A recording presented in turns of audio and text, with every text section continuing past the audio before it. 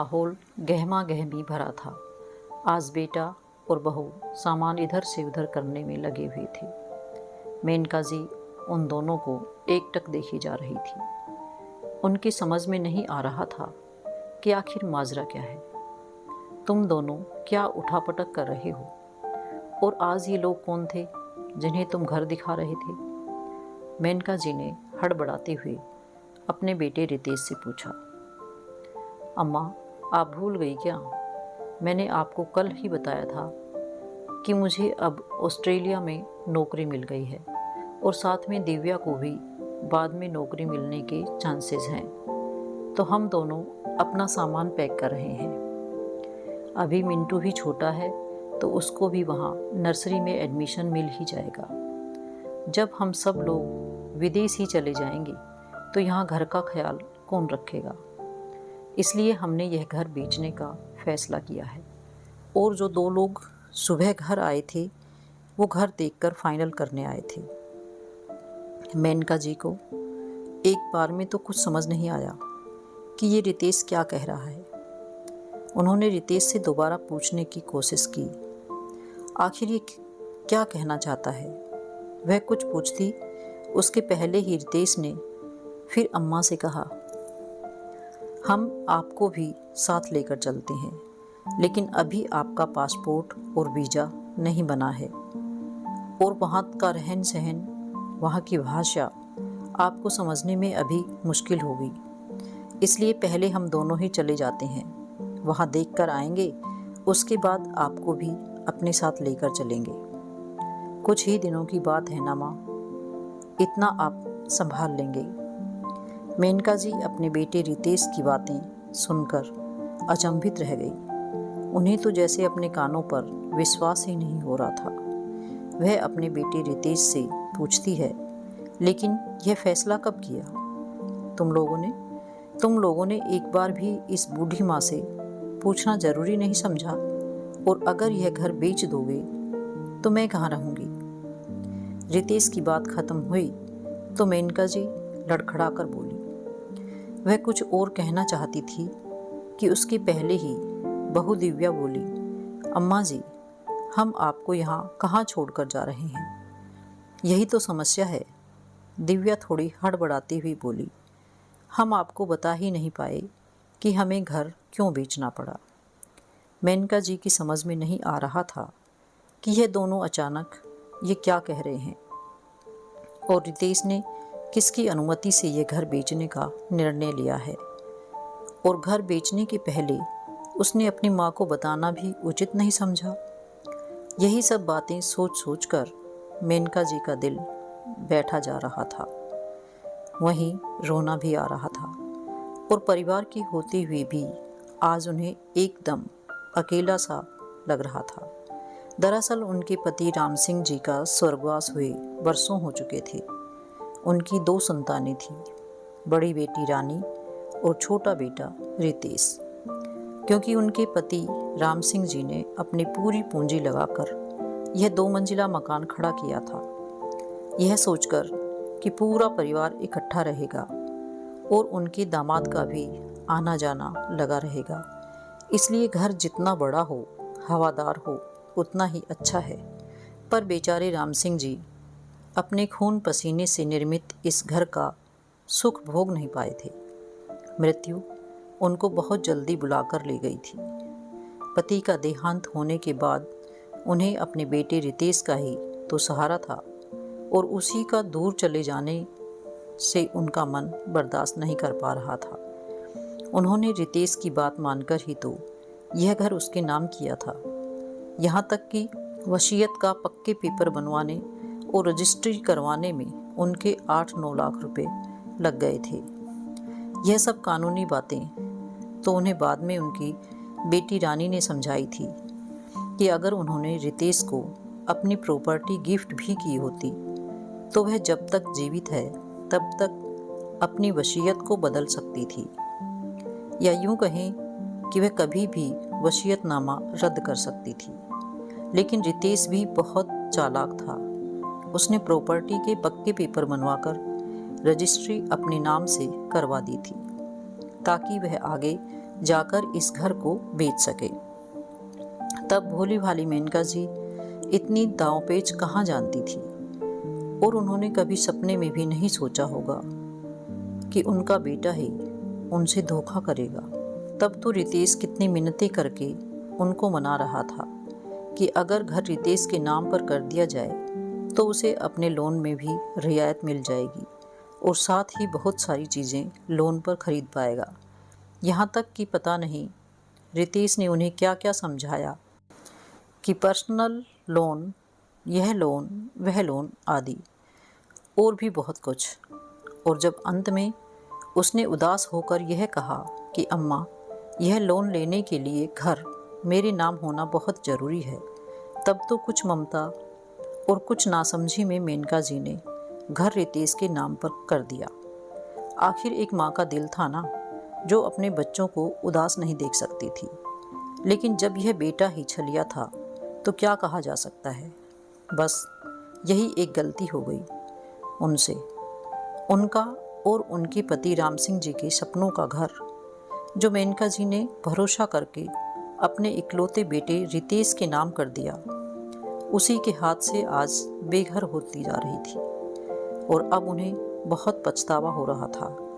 उन्हें नहीं पता था कि रितेश अपनी अम्मा के पीछे इतनी बड़ी चाल चलने वाला है। इतना ही नहीं, अब उनका बेटा रितेश और उनकी बहू दिव्या चाह रही थी कि अब अम्मा अपनी इकलौती बेटी रानी के घर, यानी कि अपनी बेटी के ससुराल में जाकर रहे। आज मेनका जी अपने आप को बड़ी ही लाचार महसूस कर रही थी। वह मन ही मन सोचने लगी कि आखिर वह अपने मन की वेदना, अपना दुख सुनाए तो किसे सुनाए। 2 महीने पहले जब रानी यहाँ आई थी तो उसने 1-2 बार मेनका जी को कहा भी था कि माँ, आपको अपना घर रितेश भैया और दिव्या भाभी के नाम नहीं करना था, क्योंकि मुझे इन दोनों की हरकतें कुछ संदिग्ध सी लग रही थी। दरअसल रानी अपने भैया और भाभी के इरादे पहले ही भांप गई थी, पर बेटे के प्रेम में अंधी मेनका जी को अपने बेटे की कोई गलती नज़र नहीं आ रही थी। उन्होंने इससे एक भाई बहन का स्वाभाविक ईर्ष्या और सौहार्द झगड़ा ही समझा था। जब उन्होंने कुछ नहीं कहा तब रानी ने सीधे सीधे भी कहा था, अम्मा जरा गौर कीजिए, मुझे भैया और भाभी की हरकतें बड़ी अजीब लग रही हैं। घर का कोई पेपर मुझे नहीं दिखा रहे हैं और भैया ऑस्ट्रेलिया में कोई नौकरी लगने की बात भी कर रहे थे। मैं जब गई तो दोनों भैया और भाभी चुप हो गए।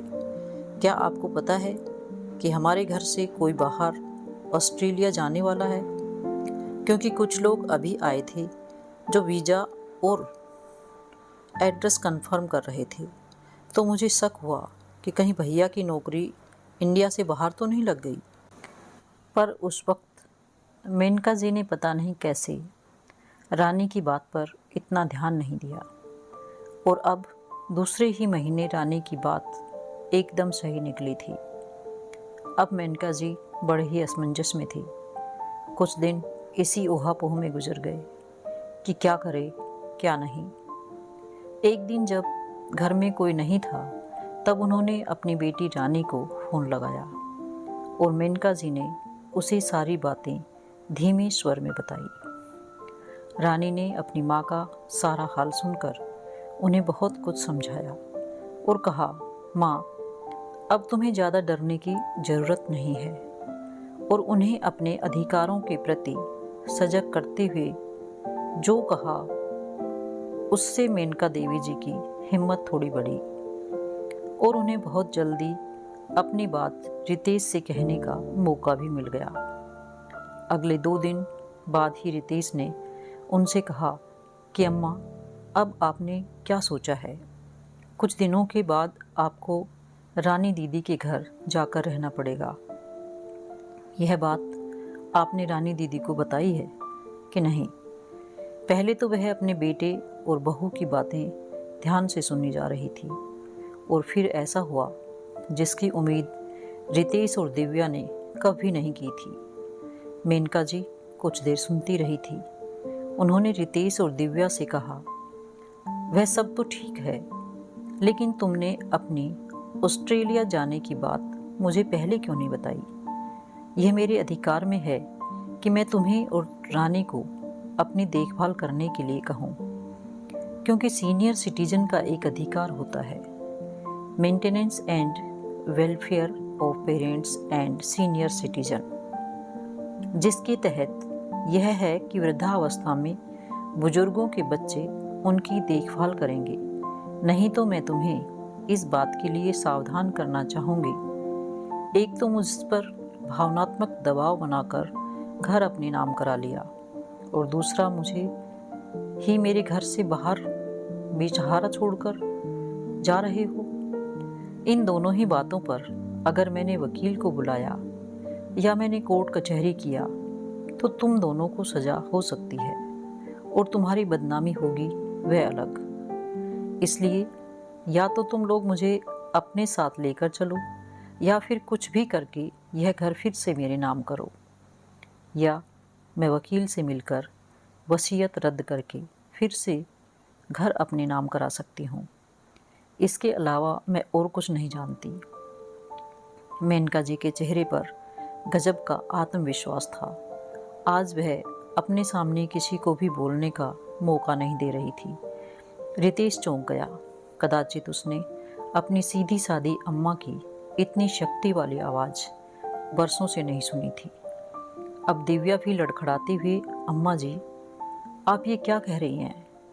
हम आपको कहाँ सेटल होते ही अपने साथ लेकर जाएंगे।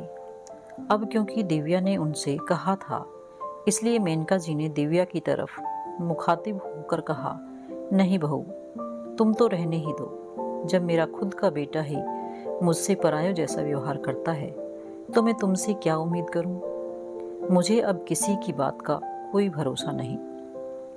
कोई कब बदल जाए समझना मुश्किल है। एक बात बताओ कि क्या तुम्हें भी ऑस्ट्रेलिया में अभी नौकरी मिल गई है? नहीं माँ जी, मैं तो अभी रितेश के साथ वहाँ जा रही थी ताकि रितेश को वहाँ खाने पीने और कपड़ों की समस्या ना हो, और फिर विदेश में चीज़ें भी तो बड़ी होती हैं। मैंने सोचा वहाँ रहूँगी और फिर वहाँ देखभाल कर नौकरी के लिए कोशिश भी कर लूँगी। ना जाने कैसी दिव्या के मुंह से सही बात निकल गई। बस उस बात को मेनका जी ने पकड़ लिया। अब मेनका जी ने दृढ़ शब्दों में कहा, तो फिर ठीक है, अभी रितेश को कहो वह अकेले जाएगा, और इस घर को अगर बेच दिया है तो कहीं किराए का घर ले, क्योंकि उसमें मैं, तुम और मेरा पोता मिंटू रहेंगे। फिर जब रितेश वापस आएगा तब तक तुम मेरा पासपोर्ट और वीज़ा बनवा देना। फिर हम तीनों रितेश के साथ चलेंगे, और अगर रितेश तुम्हें और मुझे नहीं ले जाएगा तो हम यहीं रहेंगे, और रितेश वहीं नौकरी करेगा और प्रति माह पैसा भेजता रहेगा। इसके अलावा और कुछ नहीं हो सकता। मैं इस उम्र में अपनी बेटी के ससुराल में जाकर नहीं रह सकती। और दूसरी बात, इस घर में तुम लोगों ने रानी का कोई भी हिस्सा नहीं रहने दिया, तो उस हिसाब से मेरी देखभाल का पूरा जिम्मा तुम लोगों पर ही बनता है। अब उनका स्वर पहले से कुछ ज़्यादा दृढ़ था। उन्होंने एक एक बात पर गौर करते हुए जोर देते हुए कहा, रितेश और दिव्या, तुम दोनों कान खोलकर सुन लो। मैं यह शहर और अपना यह घर छोड़कर कहीं नहीं जाऊंगी। इस घर में मेरी आत्मा बसती है। मैं शादी के बाद से इसी घर में और इसी शहर में रहती आई हूँ। यहाँ के लोग मुझे पहचानते हैं, मेरा सम्मान करते हैं। मैं यहाँ हर चीज़ से अपना जुड़ाव महसूस करती हूँ। इसलिए तुम लोग कुछ भी करो, लेकिन मैं यह घर छोड़कर नहीं जाऊंगी और यहाँ अकेले भी नहीं रहूंगी। रितेश और दिव्या एकदम चुप हो गए। दोनों की चाल उन पर उल्टी पड़ गई थी। उन्हें एकदम समझ नहीं आ रहा था कि क्या किया जाए। माँ अपनी जगह बिल्कुल सही थी, लिहाजा रितेश को अम्मा जी की बात माननी पड़ी। अब तो घर भी बिक चुका था। वह दोबारा खरीदने के लिए उसके पास पैसे नहीं थे, क्योंकि घर बेचकर ही पैसों का जुगाड़ करके उसने एक फ्लैट बुक किया था, जो उसने सबसे छुपाया था। और जो अम्मा को नहीं बताया था। अब तक हार कर उसे उस फ्लैट के बारे में अम्मा को बताना पड़ा और फिर रितेश कुछ नहीं कर पाया। उसे अम्मा की बात माननी ही पड़ी।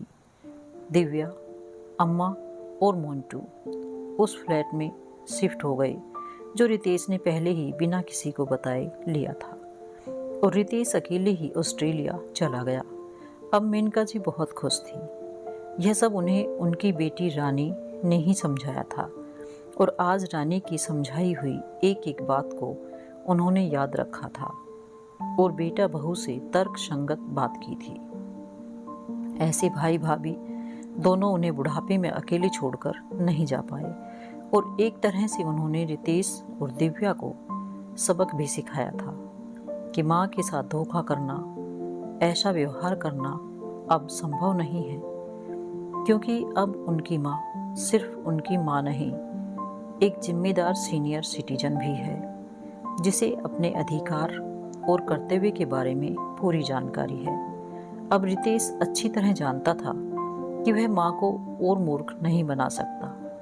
दिव्या भी अब मेनका जी से बुरा व्यवहार नहीं कर सकती, क्योंकि एक जागरूक वृद्ध महिला ने अपने हित में आवाज़ उठाई थी और कानून भी उसके साथ था। उसके साथ ही उसकी प्यारी बेटी रानी, जानबूझकर मेनका जी ने रानी का नाम ज़्यादा उजागर नहीं किया था। वह नहीं चाहती थी कि उनके दोनों भाई बहन आपस में झगड़ें और एक दूसरे के प्रति मन में बैर भावना रखें। अगर वह इस प्रकरण में रानी का नाम भी लेती तो रितेश और दिव्या रानी से दूरी बना लेते, और उनके जाने के बाद उनकी बेटी का मायका ख़त्म हो जाता। इसलिए उन्होंने यह सब बिल्कुल जाहिर नहीं होने दिया कि इस बारे में उन्होंने रानी से बात की है।